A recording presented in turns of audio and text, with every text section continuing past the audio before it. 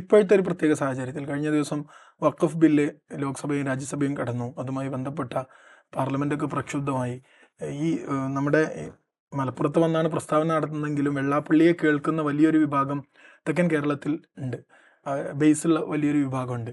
അവർക്കിടയിൽ ഇപ്പോൾ തൃശ്ശൂരാണെങ്കിൽ തന്നെ സുരേഷ് ഗോപിക്ക് ഒരു മൈലേജ് കിട്ടിക്കൊണ്ടിരിക്കുന്നൊരു സമയമാണ്. ഏത് രൂപത്തിലാണെങ്കിലും മുനമ്പം ഈ വഖഫുമായി ബന്ധപ്പെട്ട് ആഘോഷിക്കുന്നൊരു സമയമാണ്. അപ്പോൾ ഇങ്ങനെ ഒരു കലങ്ങിയ ഒരു അന്തരീക്ഷത്തിൽ അതിൽ തൻ്റെ കൂടി ഒരു സ്ഥാനം ഉറപ്പിക്കാൻ വെള്ളാപ്പള്ളിക്ക് ഈ പ്രസ്താവനയിലൂടെ ഒരു ഉദ്ദേശം ഉണ്ടാവും. എനിക്ക് അങ്ങനെ തോന്നുന്നില്ല. കാര്യം എന്നറിയോ, ഈ വഖഫെ സംബന്ധിച്ചിടത്തോളം കേരളത്തിലെ പ്രധാനപ്പെട്ട രാഷ്ട്രീയ പാർട്ടികൾ, അത് LDFിലായിട്ട് UDFിലെ രാഷ്ട്രീയ പാർട്ടികളായിട്ട് ദേശീയതലത്തിൽ തന്നെ വഖഫിനെ ചെറുത്തിട്ടുണ്ട്. ഇപ്പോഴും കേരളം സംബന്ധിച്ചിടത്തോളം ഈ രണ്ട് പാർട്ടികളും ചേർന്നാണ് കേരളത്തിൻ്റെ ഭൂരിപക്ഷം. പ്രധാനപരമായ ഭൂരിപക്ഷം കേരളത്തെ റെപ്രസെൻ്റ് ചെയ്യുന്ന ഈ രണ്ട് മുന്നണികളുടെ പാർട്ടികളാണ്. ബാക്കിയുള്ളത് നമുക്കറിയാം 20% വോട്ടാണ്. അപ്പോൾ 80%, കേരളത്തിൽ 80% എന്ന് പറയുന്നത് ഈ വഖഫ് നിയമത്തിനെ എതിർക്കുന്നവരാണ്. അതിനെ പ്രമേയം നമ്മൾ നിയമസഭ പാസ്സാക്കിയിട്ടുണ്ട്. ആ നിലയിൽ വഖഫ് നിയമം ഇവിടെ ഒരു ആ നിലയിൽ ഇവിടെ ജനങ്ങൾക്കിടയിൽ വ്യാപകമായ പ്രചരണം നടത്തുന്നുണ്ട്. വഖഫ് നിയമത്തെക്കുറിച്ച് തെറ്റായ പ്രചരണം. അതായത് ഒരുപക്ഷെ നമ്മുടെ മാധ്യമങ്ങൾക്കെല്ലാം ഒരു പ്രശ്നം ഉണ്ട കാര്യം, വഖഫ് നിയമം എന്താണ്, അതിൻ്റെ ഒരു സ്വഭാവം എന്താണ്, അതൊക്കെ ഒരു അധിനിവേശ നിയമമായിട്ടാണ് പല ആൾക്കാരും അവതരിപ്പിക്കുന്നത്. അത് ഇത്തരം വ്യാപകമായ പ്രചരണ തന്ത്രങ്ങൾ അവരുടെ മാധ്യമങ്ങൾ നടത്തുന്ന യാഥാർത്ഥ്യമാണ്. പക്ഷേ അതൊക്കെ ആൾക്കാരിലേക്ക് അരിച്ചിറങ്ങേണ്ടത് നമ്മുടെ മുമ്പിൽ പ്രശ്നം. മുനമ്പം ഒരു സീരിയസ് ഇഷ്യൂ ആണ്. അത് സീരിയസ് ഇഷ്യൂ ആണെന്ന് മുസ്ലിം സംഘടന നേതാക്കളും മുസ്ലിം മത സമുദായ നേതാക്കളും തന്നെ പറഞ്ഞിട്ടുള്ള കഴിഞ്ഞാണ്. അത് പരിഹരിക്കാനുള്ള വഴിയൊരു പറഞ്ഞിട്ടുണ്ട്. അതെന്തിനാണ് വൈകിച്ചു കൊണ്ടുപോകണമെന്ന് നമുക്ക് മനസ്സിലാവാത്തത്. ഇവിടെ ഇപ്പോൾ സാമാന്യ ജനത്തിനും പൊതുജനത്തിനും നമ്മൾ ഈ കാര്യം നിരീക്ഷിക്കുന്നവർക്ക് മനസ്സിലാവാത്ത എന്തിനാണ് വൈകിച്ചു കൊണ്ടുപോകുന്നത്.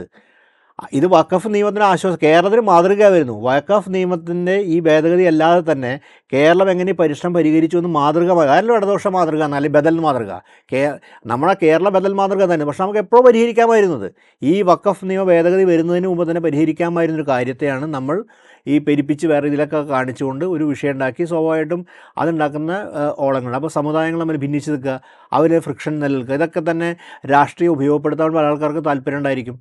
അതിന് കൂട്ടു നിൽക്കേണ്ടതില്ല എന്നുള്ളത്. അപ്പോൾ നിങ്ങൾ പറഞ്ഞൊരു കാര്യം ശരിയാണ്. ഈ ഒരു അന്തരീക്ഷത്തിലാണ് ഇതൊക്കെ ഉപയോഗിക്കുന്നത്. ഇത്തരം അന്തരീക്ഷത്തിൽ ഒരു കാര്യമുണ്ട്, ഈ തെക്കൻ കേരളം എന്ന് പറഞ്ഞാൽ ഞാൻ പഴയ ഒരു കാര്യമൊക്കെ 90കളുടെ കാലത്തൊക്കെ ഈ വടക്കൻ കേരളത്തിലേക്ക് CPMനെ വെല്ലുവിളിച്ചുകൊണ്ടായിരുന്നു വെള്ളാപ്പള്ളി നടേശൻ ആദ്യം ഈ SN പ്രസ്ഥാനം വ്യാപിപ്പിച്ചത്. അങ്ങനെ ചരിത്രമുണ്ട്. തെക്കൻ കേരളത്തിൽ മാത്രമല്ല, വടക്കൻ കേരളത്തിൽ ഒരു കാലഘട്ടത്തിൽ 90കളിലാണിത്.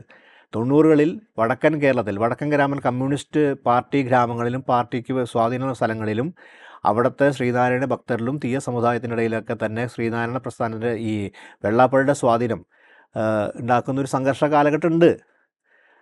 ചരിത്രം നോക്കിയാൽ അറിയാൻ പറ്റും. അത് പിന്നീടത് പ്രശ്നം കാര്യം എന്താ പറയുക, ആ രീതിയിൽ അത് ഒരു ഭിന്നിപ്പിലേക്ക് പോകാൻ പറ്റും. പക്ഷേ അവിടെയൊക്കെ തന്നെ എന്താ പറയുക, ഒരു CPMൻ്റെ പല പ്രധാനപ്പെട്ട കോട്ടകളിലേക്കും ഇറങ്ങി ചെല്ലാനും ആ രീതിയിലൊക്കെ ശ്രമം നടന്നിട്ടുണ്ട്. ഇപ്പോൾ ആലോചിക്കുമ്പോൾ അതിൻ്റെ പിന്നിൽ എന്തായിരുന്നുള്ള കാര്യം നമ്മൾ പുനർവിചിന്തനം ചെയ്യുമ്പോൾ അതിൻ്റെ പിന്നിലൊക്കെ കൃത്യം താല്പര്യം ഉണ്ടായെന്ന് മനസ്സിലാക്കാൻ സാധിക്കും. ഇപ്പോൾ കാര്യം 90കളുടെ ശേഷം ഇന്ത്യയിൽ തന്നെ ഒരു ഹിന്ദുത്വ മൂവ്മെൻറ്റിൻ്റെ വ്യാപകമായിട്ടൊരു മാസ് മൂവ്മെൻ്റ് ആവുന്നത്.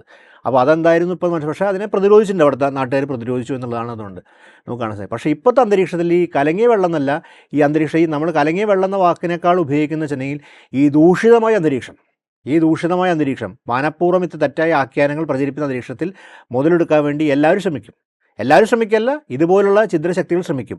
അതിന് ആ നിലയ്ക്ക് തന്നെ നേരിടേണ്ട കാര്യം അതൊക്കെ ഒരു സോഷ്യൽ ഫ്രാഗ്മെൻറ്റേഷൻ വരുത്താനുള്ള ബോധവർഷമാണ്.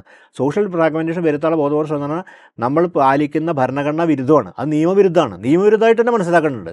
അപ്പോൾ നിയമവിരുദ്ധമായി തന്നെ മനസ്സിലാക്കുകയും അതിന് നിയമവാരം നേരിടുകയാണ് അതിൻ്റെ ശരിയായ മാർഗ്ഗം എൻ്റെ അഭിപ്രായം.